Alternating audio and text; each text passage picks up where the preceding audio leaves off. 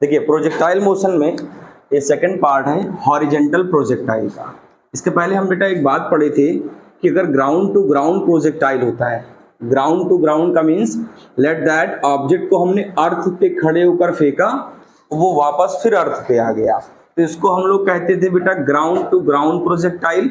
और इसकी different situation, displacement x में, वाई में, वेलोसिटी एक्स में, वाई में, प्रोजेक्टाइल का ट्रेजेक्टरी पाथ कैसा होता है, ये सारी चीजें हम पढ़ चुके थे। आज हम लोग हॉरिजेंटल प्रोजेक्टाइल पढ़ेंगे। हॉरिजेंटल प्रोजेक्टाइल में दो कैटेगरी आती हैं। जैसे फर्स्ट, हम किसी टॉप ऑफ टावर से किसी बॉल को थ्रो करते हैं, तो अगर हम टॉप ऑफ टावर से किसी बॉल को थ्रो करते हैं तो लाइक दैट किसी हम टावर की हाइट पर हैं और टावर से हमने बेटा 3 बॉल ली, एक बॉल को फ्री फॉल कर दिया, इस बॉल को बेटा मैंने फ्री फॉल कर दिया, तो फ्री फॉल करने से बेटा यू 0 हो जाता है। यू कितना होता है? 0 होता है। एक सेकंड स्टोन लिया, उसको बेटा मैंने वर्टिकली थ्रो कर दिया, वर्टिकली मींस टावर से खड़े होकर ऊपर की तरफ थ्रो किया, तो उसको वर्टिकली कहते हैं। तो इस सिचुएशन पे बेटा मोशन अंडर ग्रेविटी में हम लोग साइन सिग्निफिकेंट देखते हैं और डाउनवर्ड सबको क्या लेते हैं? माइनस लेते हैं, जिसकी इक्वेशन सेट की गई थी। फिर बेटा थर्ड कंडीशन, थर्ड क्या? हॉरिजेंटली बॉल को ऐसे पकड़ो, थर्ड बॉल ली और मैंने उसको बेटा ऐसे फेंक दिया। थर्ड बॉल कुछ ऐसे, बिल्डिंग पे आप खड़े हैं, छत पे आप खड़े होकर स्टोन पकड़े हैं, स्टोन को ऐसे फेंक रहे हैं ग्राउंड की तरफ, तो इसको कहते हैं हॉरिजेंटल प्रोजेक्टाइल। तो बेटा हम लेट कर लेते हैं कि आप किसी हाइट पर हैं, उसकी हाइट कितनी है? h है। अब इस हाइट पर आपने बॉल ली या स्टोन लिया और स्टोन को बेटा थ्रो किया हॉरिजेंटल में। इसका हॉरिजेंटल क्या पोजीशन है? कुछ इस तरीके से आपने थ्रो किया, लेकिन होता क्या है, आपने खुद देखा होगा कि आपने u स्पीड से, प्रोजेक्शन स्पीड होती है u से थ्रो किया, लेकिन आपने खुद देखा होगा कि बॉल ऐसे नहीं जाती कभी, और बॉल जाती है ऐसे और ऐसे जाके ग्राउंड पे गिर जाती है। इसका मतलब ये हुआ बेटा कि ये जो डिस्टेंस है, ये टावर के बेस से और जहां पर बॉल प्रोजेक्ट होती है, इसको आप लेट कर सकते हो x के नाम से। लेकिन जरा थोड़ा सोचो कि आपने u स्पीड से थ्रो किया, लेकिन कंपोनेंट फिर डिवाइड हो गए, क्योंकि आप छत पे खड़े हैं और छत पे खड़े होने के बाद आपने स्टोन लिया और आपने कहा हॉरिजेंटली हमें थ्रो करना है।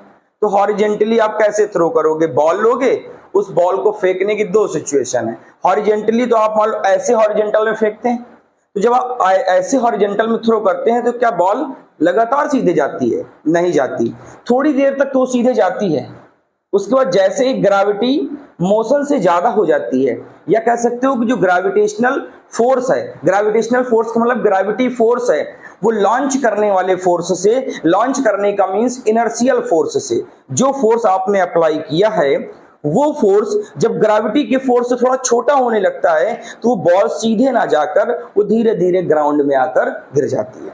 हमने प्रोजेक्टाइल की डेफिनेशन में पढ़ा था कि इनिशियल फोर्स से किसी ऑब्जेक्ट को थ्रो करो, इनिशियल फोर्स से, लेकिन उसकी डायरेक्शन ऑलवेज अंडर ग्रेविटी होनी चाहिए, या क्या जो ग्रेविटेशनल फोर्स है, ग्रेविटी है, उसको अपनी तरफ खींच ले, उसी को हम लोग कहते थे प्रोजेक्टाइल मोशन। ठीक है, तो प्रोजेक्टाइल का फर्स्ट पार्ट था ग्राउंड से ग्राउंड। हमने बेटा अर्थ पे खड़े होकर फेंका तो बॉल भी कहीं ना कहीं अर्थ पे ही गिरेगी आकर, तो ये हो गया ग्राउंड से ग्राउंड, तो ग्राउंड से ग्राउंड में आया। लेकिन हमने यहां पर अपोजिट किया, हम टावर पे खड़े हैं, h हाइट पर खड़े हैं, h हाइट पर खड़े होने के बाद हमने बॉल को थ्रो किया, प्रोजेक्ट किया। तो प्रोजेक्ट किया तो बेटा u स्पीड से, जब जैसे u स्पीड से किया तो बेटा एट अ सर्टेन टाइम, ठीक उसी समय जिस समय आपने उसको थ्रो किया था, तो ये तो बेटा x का कंपोनेंट है, आपने x में थ्रो किया है, तो क्या बेटा यहां पर uy 0 है। आपने बॉल को जब थ्रो किया तो x डायरेक्शन में गई, लेकिन एट सेम टाइम उसी समय उसका y कंपोनेंट 0 था, इसका मतलब uy कितना है? 0 है। लेकिन जब आपने बेटा किसी और केस में, मान लो इसका स्पीड का फाइनल टच ये होता कुछ इस तरीके से, ये हो गया u जो आपने थ्रो किया है, तो u का थीटा आपको पता है, u का थीटा ux हॉरिजेंटल और वर्टिकल बेटा uy, तो इस टाइम पे वर्टिकल कितना है? 0 है। इस टाइम में वर्टिकल कितना है? 0। जब बेटा बॉल यहां पे आई, इस जगह आई, तो बेटा अभी भी ये जो vx था अब वो फाइनल बन गया, जो ux था ऊपर अब वो फाइनल हो गया vx। लेकिन बेटा थोड़ा सोचो कि जब बॉल ऐसे आपने थ्रो किया, ठीक इस तरीके से आपने थ्रो किया, तो जब यहां से फेंका तो ग्राउंड हो गया। अब यहां से आप ऐसे फेंक रहे हैं, जब आपने बॉल को ऐसे फेंका यहां पर, तो ये तो एक्स कंपोनेंट आपने बना दिया, क्योंकि बॉल आप ऐसे थ्रो कर रहे हो। तो ये जा रहा है यू, ये जा रहा है इसका यू, और यू का थीटा यू एक्स हॉरिजेंटल, और बेटा यू वाई क्योंकि यहां पर 0 है, अभी बॉल वाई में गई नहीं। जब थोड़ा सा आगे आई तो वाई का कंपोनेंट थोड़ा सा नीचे खींचेगा। जब नीचे खींचेगा इसका मतलब है कि मॉड ऑफ यू वाई जो वर्टिकली मॉड है वो क्या करेंगे, धीरे धीरे इंक्रीज करेंगे। कब तक? जब तक बॉल कहां ना आ जाए, ग्राउंड पर ना आ जाए। तो क्या बेटा वीएक्स यूएक्स चेंज होंगे, हॉरिजेंटल का कंपोनेंट चेंज नहीं होगा। आप थोड़ा सा मेरी बात को सोचिए, जैसे आप टावर पे खड़े हैं, टावर नहीं आप छत पे खड़े हैं, तो आप छत पे खड़े होने के बाद अगर कोई स्टोन लेकर आप वाटर में मारते हैं, पानी पे सरफेस पे मारते हैं, तो आपने चीज गौर की होगी कि आप कुछ इस तरीके से भी फेंक सकते थे, इसको कहते हैं वर्टिकली थीटा एंगल पे फेंका, उसका फिगर अलग बनेगा।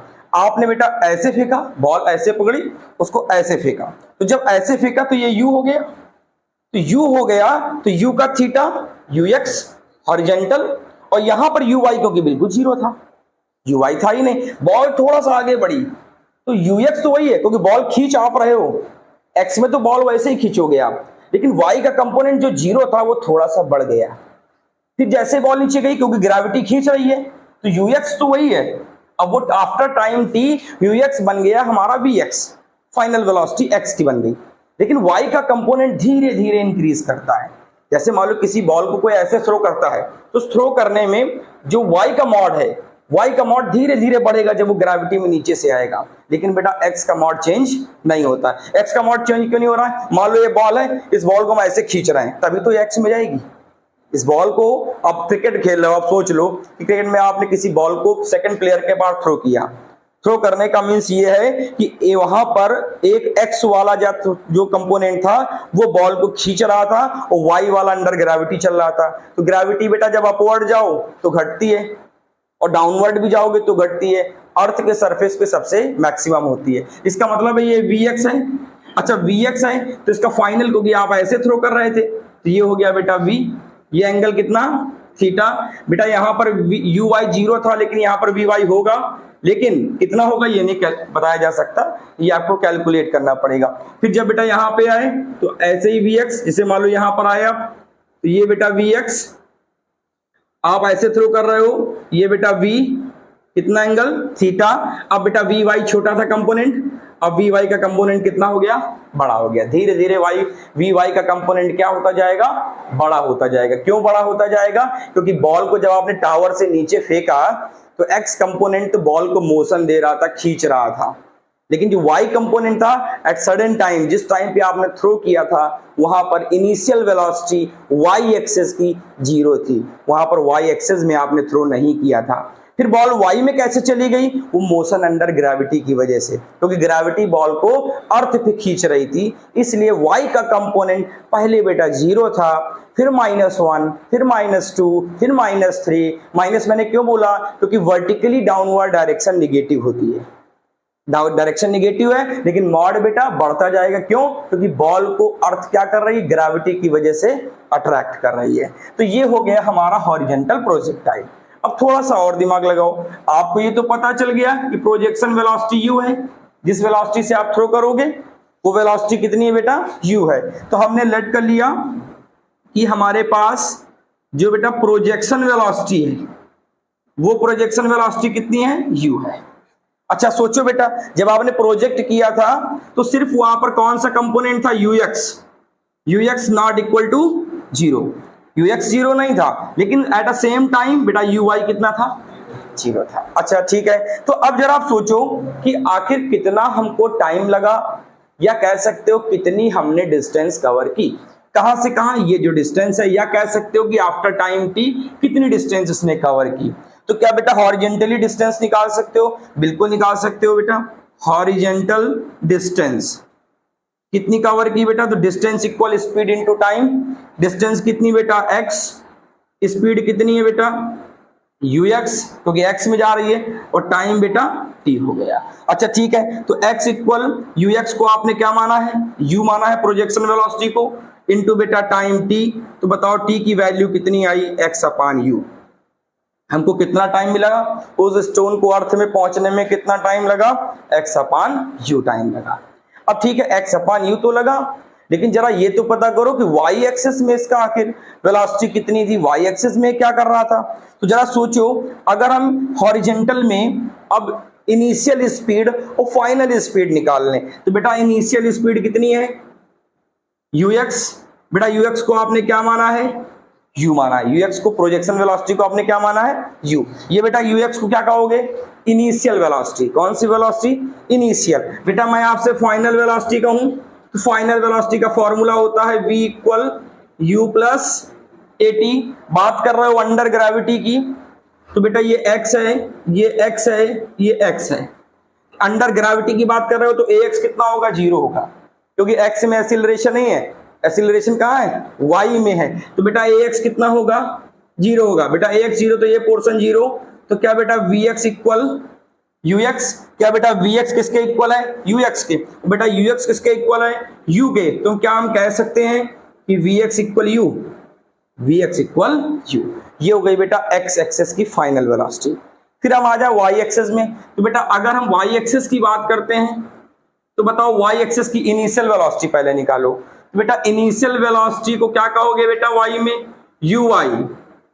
क्या बोलोगे, uy। और बेटा uy अभी आपने बताया खुद 0 है, जहां पर आपने थ्रो किया था वहां पर वर्टिकल कंपोनेंट y का कितना था, 0 था। ठीक, अच्छा बेटा अब निकालो बेटा फाइनल।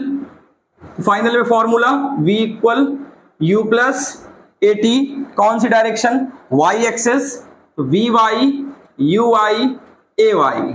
ओके, बॉल कहां जा रही है, डाउनवर्ड। और बेटा नीचे की तरफ साइन सिग्निफिकेंट वैसे भी नेगेटिव होता है, तो क्या बेटा कहोगे, V Y equal U Y कितना बेटा, 0। यू वाई कितना है, 0। बेटा ए वाई की जगह माइनस जी, क्योंकि नीचे की तरफ है, इंटू टी, इंटू टी। बेटा माइनस क्या रिप्रेजेंट कर रहा है कि फाइनल वेलोसिटी वाई की कहां है, नीचे की तरफ। यही तो मैं समझा रहा था कि अगर यहां पर वी वाई यू वाई 0 था, तो यहां पर वी वाई यू वाई नहीं बचा। क्यों नहीं बचा, क्योंकि बेटा जैसे ही टाइम ले ले इनिशियल वेलोसिटी फाइनल वेलोसिटी में कन्वर्ट हो जाती है।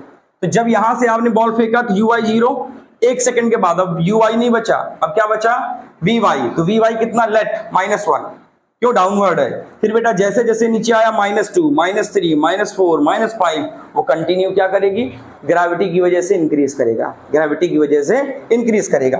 तो बेटा माइनस क्यों लगा, समझ गए, क्योंकि फाइनल वेलोसिटी की डायरेक्शन कहाँ है, नीचे की तरफ है। तो आप लिख सकते थे mod of V Y equal G T, this is final velocity. ये हो गई बेटा उसकी फाइनल वेलोसिटी। अच्छा, आपको वेलोसिटी मिल गई x की भी y की भी, तो हमको नेट वेलोसिटी चाहिए बेटा। तो नेट वेलोसिटी वेक्टर के रूल से क्या बनाओगे, वेक्टर v इक्वल, ये x एक्सेस है और ये बेटा y एक्सेस है। y एक्सेस कहाँ है, नीचे की तरफ है, और नीचे की तरफ है तो y एक्सेस का कौन सा कंपोनेंट, माइनस जे कैप, माइनस का जे कैप। तो बताओ नेट v कितना है, vx i cap minus vy J cap. मैंने माइनस क्यों लगाया, क्योंकि जे का कंपोनेंट कहाँ है, नीचे की तरफ है, और नीचे की तरफ एक्सेस कैसी होती है, नेगेटिव होती है। तो बेटा क्या आपको पता है मॉड वी कैसे निकालते थे, अंडर रूट एक्स का स्क्वायर प्लस वाई का स्क्वायर प्लस जेड का स्क्वायर। तो यहाँ बेटा जेड है, नहीं है, तो बताओ बेटा क्या मिलेगा, V X square plus V Y square. तो जरा बताओ बेटा mod V equal under root V X आपने कहीं निकाला है, Vx किसके इक्वल है, u के। तो बेटा कितना हो गया, u स्क्वायर। बेटा Vy कितना है, gt। तो बेटा कितना बन गया, g स्क्वायर t स्क्वायर। ये भैया after time t final velocity of the stone, final velocity of the object कितना है, under root u square plus g square t square. ठीक है, ये हमको बेटा फाइनल वेलोसिटी मिल गई। अच्छा, अब एक और बात सोचो बेटा, ये तो आपने निकाल दिया, अब हमारे पास दो बातें बची। अभी आपने टाइम t के बाद डिस्प्लेसमेंट नहीं निकाला और हमको ट्रैजेक्टरी की इक्वेशन नहीं मिली, तो पहले हम ट्रैजेक्टरी की इक्वेशन सेट कर लेते हैं। जरा बताओ बेटा y एक्सिस में इसका डिस्प्लेसमेंट कितना है, x में तो आपको पता ही चल गया, x में डिस्प्लेसमेंट कितना है, x ही है, वो चेंज होगा नहीं। आप चाहो तो इसको इक्वेशन से हम निकाल के बता देंगे कैसे। तो बताओ y इक्वल बेटा क्या लिखते हो, बेटा ut plus half a t square ही लिखते हो इक्वेशन में। बेटा वाई एक्सिस में है तो इसको क्या लिखोगे, यू वाई, और इसको क्या लिखोगे, ए वाई लिखोगे। अच्छा बताओ यू वाई कितना, अभी तो आपने कहा 0, जब प्रोजेक्शन आपने टावर से किया तो यू वाई कितना था 0, तो भैया यू वाई तो है ही नहीं, तो ये वाला कंपोनेंट 0।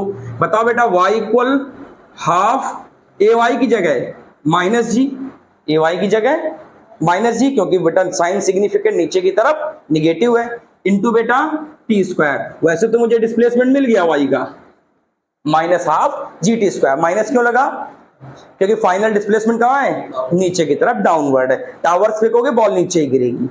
ठीक, इतनी बात। तो बेटा ये तो सेट हो गया, लेकिन अब अगर आपको थोड़ा आगे बढ़ाना है तो टाइम कितना लिया, ये आपने लिखा है x अपान यू, टाइम कितना लिया x अपान यू, जरा वैल्यू अप्लाई करिए। तो y इक्वल बेटा मॉड y ले रहा हूं मैं, डायरेक्शन नहीं ले रहा हूं थोड़ी देर के लिए, 1/2 g, बेटा t की जगह x अपान यू अप्लाई करो, तो x upon U whole square 1/2 g upon U square into X square. क्या बेटा मैं कुछ ऐसे लिख सकता हूं, g upon 2u square X square, this is mod y, this is mod y।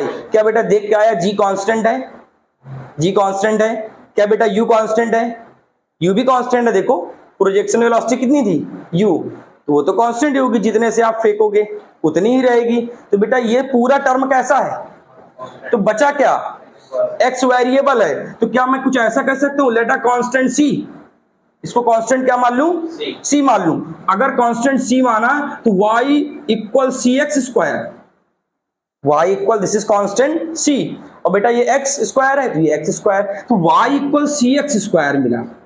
बेटा लेटर कांस्टेंट मैंने क्या माना, इसको c माना, तो बताओ y इक्वल कितना मिला, सी एक्स स्क्वायर। क्या बेटा कुछ ऐसा लग रहा पैराबोला की इक्वेशन है, मैंने आपको बताया भी था कि y equal C X square हो, y equal ax minus B X square हो, y स्क्वायर इक्वल 4ax हो, ये सारी इक्वेशन किसकी होती हैं, पैराबोला की होती हैं। तो बेटा ये देखो ये इक्वेशन प्रेजेंट कर रहा है पैराबोला, तो ये नहीं बोल सकते हो क्या कि इसका पाथ भी पैराबोला है, अरे ये इक्वेशन बता रहा है पैराबोला, और ये इक्वेशन है किसकी, ये बेटा हॉरिजॉन्टल प्रोजेक्टाइल की है। तो क्या मैं ये नहीं बोल सकता कि हॉरिजॉन्टल प्रोजेक्टाइल का जो पाथ था वो भी कैसा है, पैराबोलिक है, वो भी पाथ कैसा है, पैराबोलिक है। इतनी बात ठीक है। जब भी मैंने एक स्टोन लिया, अगर आप किसी हाइट पर खड़े हैं, हाइट पर खड़े होने से बेटा प्रोजेक्शन के दो तरीके होते हैं। फर्स्ट, हम बॉल को वर्टिकली ऐसे थ्रो कर सकते हैं, इस थ्रो में फिगर चेंज हो जाएगा, अभी बताएंगे। लेकिन सेकंड, जब हम छत पे खड़े हैं, आपने स्टोन लिया और ग्राउंड पे वाटर भरा था, तो आपने उसको ऐसे फेंका। जब आपने उसको ऐसे फेंका तो थोड़ी देर के लिए आप थीटा कंपोनेंट बना लो। अब थीटा कंपोनेंट नीचे से ग्राउंड से नहीं बनाया जाता, जो सरफेस लेवल इक्वल होती है। तो आपने यू ऐसे फेंका, मैंने थीटा कंपोनेंट बना दिया, दिस इज यू एक्स, ये हो गया थीटा। ठीक है, अब बेटा ये थीटा हो गया, तो मैं कहूं बताओ यहां पर यू वाई कितना है, तो है ही नहीं, आप फेंक रहे हो एक्स में, तो बॉल वाई में कहां चली जाएगी, तो यू वाई कितना 0। अब बेटा थोड़ी देर के बाद जब यही कंपोनेंट थोड़ा आगे बढ़ा, तो ये अभी भी सीधा ही जाएगा क्योंकि हॉरिजॉन्टल है, ये थोड़ा नीचे की तरफ जाएगा क्योंकि ये आप मॉड वाला है। लेकिन अभी तक बेटा यू वाई 0 था, लेकिन अब वो अंडर ग्रेविटी आ गया, 1-2 सेकंड का टाइम ले लिया, अब वो यू वाई का कंपोनेंट 0 नहीं होगा। तो यू वाई किस में कन्वर्ट हो गया, वी वाई में। तो बेटा वी वाई आपने कितना निकाला, यू वाई प्लस ए टी, बेटा ए कितना माइनस जी, बेटा यू वाई कितना प्रोजेक्शन 0 था, तो वी वाई कितना बेटा जी टी। तो वाई एक्सेस की final velocity G T, X axis की u, बेटा नेट कितनी under U square plus G square T square. इतनी बात ठीक है। बेटा x में कितना टाइम लिया हमने, x equal you x into T, projection velocity को आपने u माना था, u इंटू टी, तो बेटा कितना t equal x upon you. अच्छा, आपको डाउट लगे कि सर हम यहाँ पर कॉस थीटा क्यों नहीं ले रहे हैं, तो आप ले सकते थे, लेकिन वो थीटा कितना रखोगे, 0 डिग्री। क्यों रखोगे, क्योंकि अगर बेस्ट कंडीशन में बॉल को बहुत देर तक आप हॉरिजॉन्टल में रखना चाहते हो, तो शायद याद करो आपको बॉल में फोर्स देकर ऐसे फेंकना पड़ेगा, तब वो ज्यादा देर तक एक्स में रहेगी। तो उस समय थीटा कितना हो जाएगा, 0 डिग्री, और कॉस 0 बेटा 1 होता है। इसीलिए यहाँ पर यूएक्स को बुक्स में सब जगह प्रोजेक्शन वेलोसिटी यू ही माना जाता है, तो x की जगह बेटा u हो गया, टाइम की जगह t हो गया, तो how much time x upon u। बेटा y में कितना 80 plus ut plus half 80 square, बेटा ui कितना 0 है, बेटा ay की जगह माइनस जी क्योंकि डाउनवर्ड डायरेक्शन है, और t की जगह t, ये y एक्सेस का डिस्प्लेसमेंट है और बेटा ये x एक्सेस का डिस्प्लेसमेंट है। ये जो लिखा है ये जो है ये बेटा x एक्सेस का डिस्प्लेसमेंट है और ये बेटा y एक्सेस का डिस्प्लेसमेंट है। फिर भी आपको डिस्प्लेसमेंट मिल गया, चाहो तो फाइनल निकाल सकते हो, ठीक है, नहीं आपको करना है आगे बढ़ जाइए। t की जगह x अपॉन u, ये वाला बेटा इसको अप्लाई किया तो इक्वेशन क्या बनी, g upon 2u square X square. बेटा g भी कांस्टेंट है, प्रोजेक्शन वेलोसिटी भी कांस्टेंट है और नंबर्स वैसे भी कांस्टेंट होते हैं, तो बताओ y proportional X square, proportionality की जगह मैंने c लगा लिया, y equal C X square, it represent equation of parabola, so the path of horizontal projectile is parabolic. तो क्या ये नहीं कह सकते कि हॉरिजॉन्टल प्रोजेक्टाइल का पाथ भी कैसा होगा, पैराबोलिक होगा। इतनी बात ठीक है, पहले इसको नोट कर लें।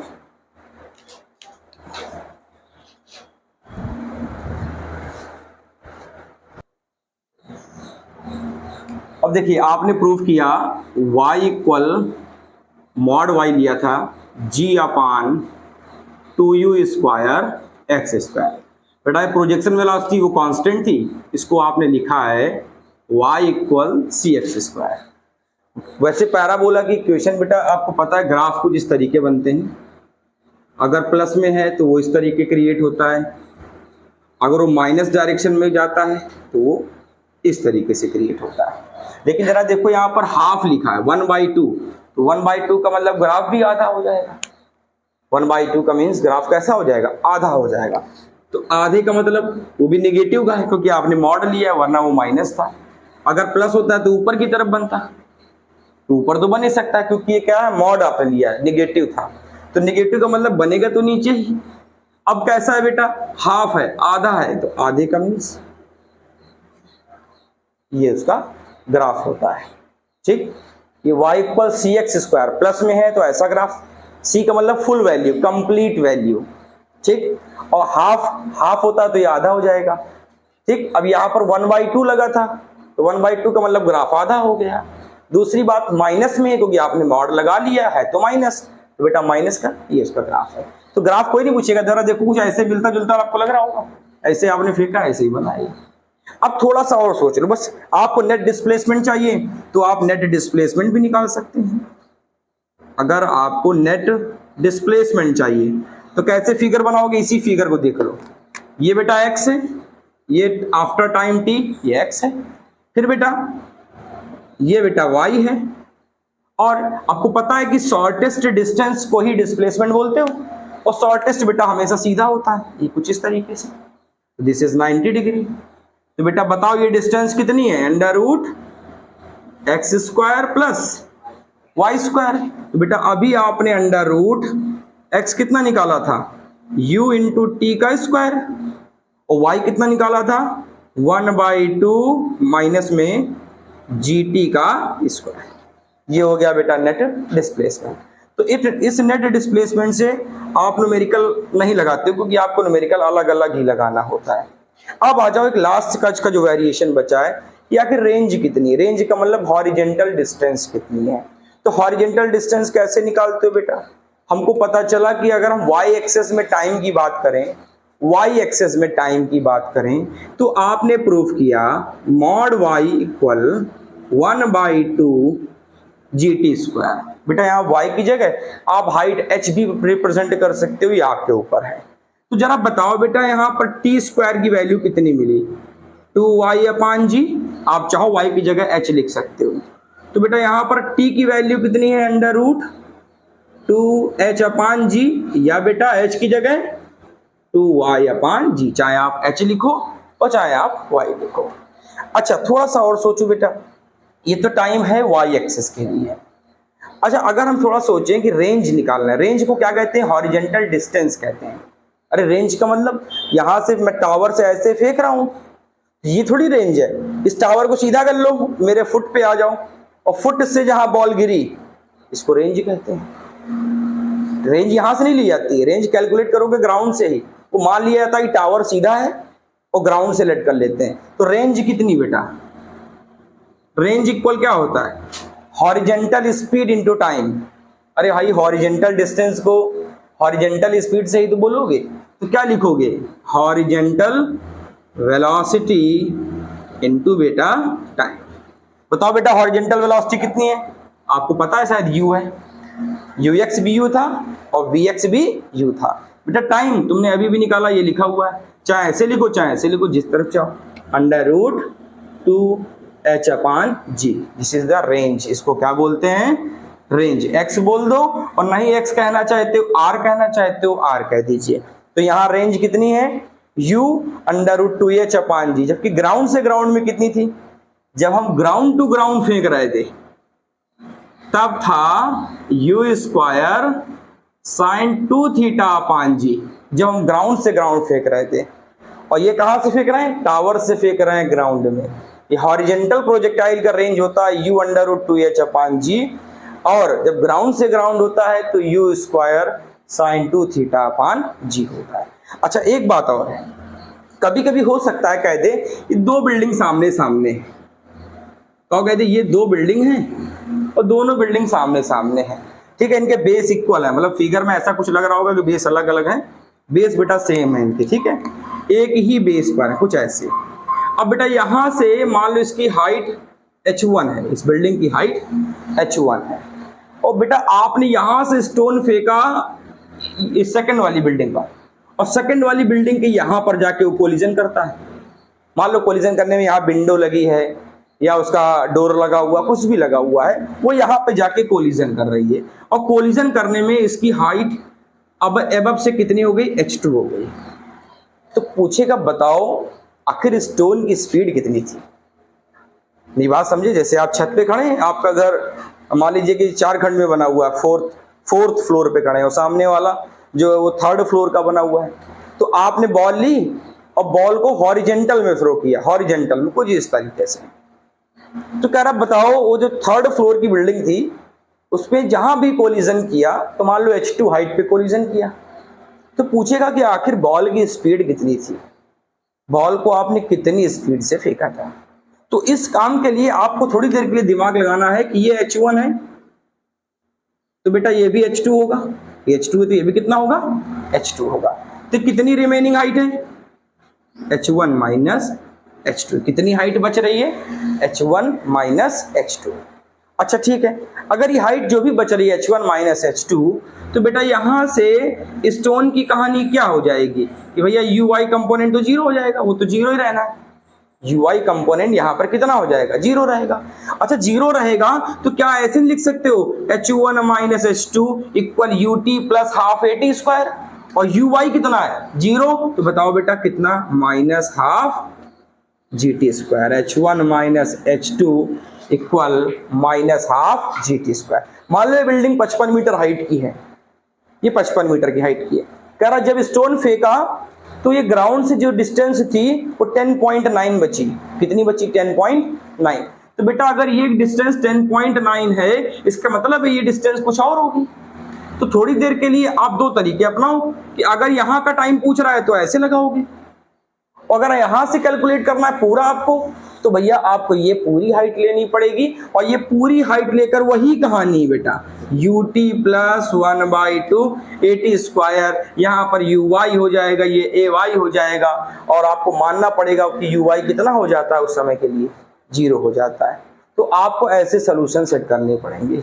तो बताओ हमको h कितनी मिली, हाइट कितनी मिली।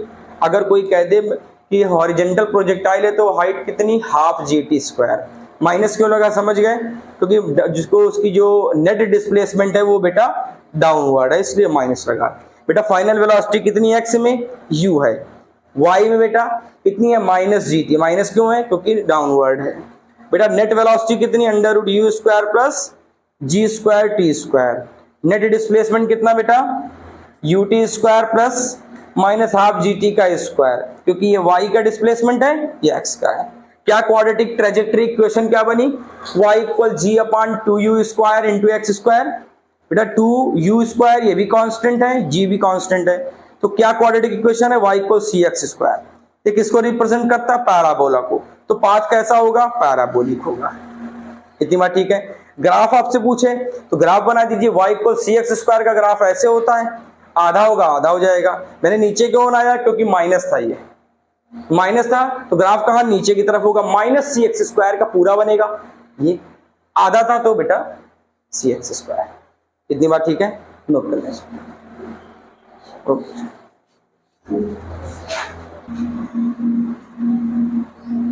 अच्छा, इस हाइट से आपने फेंकने पर एंगल भी निकाल सकते हो। आपने यू से फेंका था, बॉल कुछ ऐसे गई थी, ये बेटा इसका ग्राउंड था, ठीक, तो थीटा आप निकाल लोगे। ये किस एंगल से आपने थ्रो किया था, ये यू, ये थीटा, इसको ux कहते हो। तो बेटा यहां पर this is vx final, this is vy। आपने प्रोजेक्ट किया था u से, तो आफ्टर टाइम t वो फाइनल बन जाएगा। कितना एंगल, थीटा। तो बेटा अगर आपसे कोई प्रोजेक्शन एंगल पूछ ले, तो वैसे पूछता तो नहीं है, फिर भी कोई भरोसा नहीं है, तो अगर आपसे प्रोजेक्शन एंगल कहता है तो प्रोजेक्शन एंगल को ही बेटा स्लोप कहते हैं। और स्लोप आपने पढ़ा था tan theta, m equal tan theta. तो बेटा कैसे निकालोगे, m इक्वल tan थीटा, और tan थीटा मीन्स क्या होता है, परपेंडिकुलर अपॉन बेस। वेक्टर में पढ़ा था पैरेलल शिफ्टिंग, इस vy को पैरेलल शिफ्ट कर दो कुछ इस तरीके से, तो ये भी क्या बन जाएगा, vy बन जाएगा। tan theta equal perpendicular, theta का फ्रंट बेटा परपेंडिकुलर होता है, तो फ्रंट क्या है, vy। और बेटा ये 90 है तो ये हाइपोटेनस, हाइपोटेनस चाहिए नहीं, तो बेस कितना, vx। और क्या आपने पढ़ा है, tan थीटा इक्वल vy शायद आपने निकाला था gt, vy आपने निकाला था gt, और बेटा vx निकाला था आपने u, vx आपने निकाला था u। तो tan theta equal gt upon u, gt upon u। आपको पता है थीटा अगर लेस देन 90 है, लेस देन 90 है, सबको पता है स्लोप कैसी आती है, पॉजिटिव आती है। और थीटा अगर ग्रेटर देन 90 आ जाएगा तो उस समय स्लोप हमारी कैसी होती है, नेगेटिव। ये हम ग्राफ में आपको बता चुके हैं, ठीक है। ये तो हो गया हमारा थीटा। अच्छा, कोई कहे थीटा क्या ये vy और ux या vx सेम हो सकते हैं, बिल्कुल हो सकते हैं। अगर किसी ने 45 डिग्री से थ्रो किया, किसी ने टावर से खड़े होकर 45 में फेंक दिया, तो 45 में फेंकते tan 45 1 होता है, और tan 45 1 होता है, तो vy किसके इक्वल, vx के, vy vx के इक्वल हो सकता है।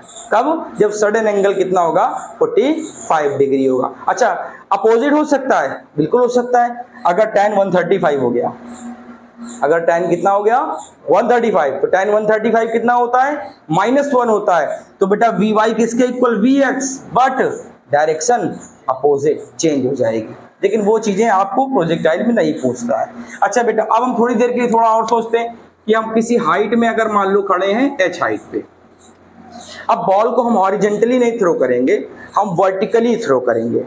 तो वर्टिकली थ्रो करने का मीन्स बेटा यहां से कुछ इस तरीके से थ्रो करेंगे। अच्छा सोचो बेटा, अगर आपने ऐसे थ्रो किया तो बेटा ये क्या होगा, u होगा, तो बेटा ये ux होगा, इसको क्या कहोगे, थीटा कहोगे, इस एंगल को थीटा कहोगे। बेटा ux का परपेंडिकुलर सबको पता है क्या होता है, uy, ux का परपेंडिकुलर uy। अच्छा ठीक, अब यहाँ पर तरीके वही हैं, सारे लगाने के तरीके वही हैं जो आप लगा रहे हैं। बस दिक्कत क्या है यहाँ पर, दिक्कत सबसे बड़ी इस बात की है क्योंकि बेटा ux को आप कहते हो u cos थीटा, और बेटा uy को कहते हो u sin थीटा। दिक्कत ये है बेटा, मान लो स्टोन को आपने फेंका, अगर उसका फाइनल डाउनवर्ड मान के चल रहे हो तो मोशन अंडर ग्रेविटी के साइन चेंज हो जाएंगे। और अगर उसको ऊपर फेंक कर आप, जैसे आपने फेंक थ्रो किया, वो आपने मान लिया कि हाइट पॉजिटिव है, अगर हाइट पॉजिटिव है तो प्रोजेक्शन वेलोसिटी भी प्लस करनी पड़ेगी क्योंकि आप ऊपर फेंक रहे हो, ऊपर का एक्सेस प्लस होता है, ऊपर का एक्सेस। वो अगर आपने हाइट को नेट डिस्प्लेसमेंट नीचे माना है तो कहीं ना कहीं आपको u का टर्म भी चेंज करना पड़ेगा। सारे फॉर्मूले वही हैं, कोई फॉर्मूला चेंज नहीं होने वाला। अगर आप टावर से खड़े होकर बॉल को ऊपर फेंकोगे तो थोड़ी देर के लिए टावर भूल जाओ, तो टावर अगर भूल गए तो बताओ ये आ गया ग्राउंड पे, अगर इस टावर को भूल जाए तो क्या ऐसे नहीं लगता है कि ये ग्राउंड पे मान लो आ गया, तो जब ये ग्राउंड पे आ गया तो समस्या खत्म हो गई आपकी। सारी कहानी कौन सी हो गई? Ground to ground. कौन सी कहानी हो गई? ग्राउंड टू ग्राउंड की हो गई।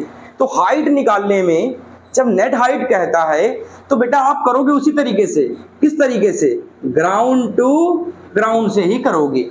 बट बेटा जब आपसे नेट हाइट बच्चा पूछेगा तो आप h तो निकाल लोगे, और धोखे से अगर टावर की हाइट 20 मीटर दे दी तो आप इसको ऐड करना भूल गए तो गलत हो जाएगा।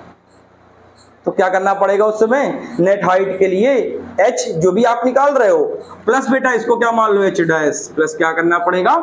h dash. रेंज तो सेम ही आएगी। इस कंपोनेंट को नीचे मान लो भैया, रेंज तो सेम ही आएगी। रेंज हमारी चेंज नहीं होगी, सिर्फ क्या चेंज हो जाती है? टावर की हाइट बदल जाती है। जैसे हम ब्रिज में खड़े हो और ब्रिज में खड़े होकर बॉल को 3 तरीके से फेंक सकते हैं। ड्रॉप कर दिया, u0 हो गया, ठीक है। सेकंड हमने हॉरिजेंटल ऐसे फेंका, हॉरिजेंटल आप पढ़ चुके हो। थर्ड हमने ऊपर फेंका, तो ऊपर फेंकने में कौन लगाओगे? Ground to ground. कौन सा रूल लगाओगे? ग्राउंड टू ग्राउंड, लेकिन डायरेक्शन देखते हुए कहां प्लस है और कहां माइनस है। क्यों बेटा? क्योंकि अगर आपने h equal ut plus 1/2 at square लगाया हाइट के लिए तो बेटा ये बन जाएगा uy और ये बन गया ay। क्या बच्चों uy अब 0 है ना बच्चा? अब uy 0 नहीं होगा, और uy कितना हो गया? u sin theta. बेटा देखो फेंकेगा तो u होगा ही होगा और थीटा तो होगा ही होगा, तभी तो फेंकेगा। तो भैया साइन u sin थीटा। अब क्या यहां पर तुमको लगता है ये कंपोनेंट 0 है? अब ये कंपोनेंट 0, तो आपको साइन कन्वेक्शन देखना पड़ेगा कि कहां पर प्लस है और कहां पर माइनस है, just like motion under gravity से। ठीक है इतनी बात? एग्जाम्पल करके चेक किया जाए तो बेटा ये तो पता ही तुमको कि इंटू टी हो जाएगा, और बेटा ये तो माइनस ही होता है, -12 g टी स्क्वायर। बस इसको फोकस कर लेना कि ये प्लस होगा कि माइनस होगा। कंफर्म है? चलो एग्जाम्पल किया जाए। चलो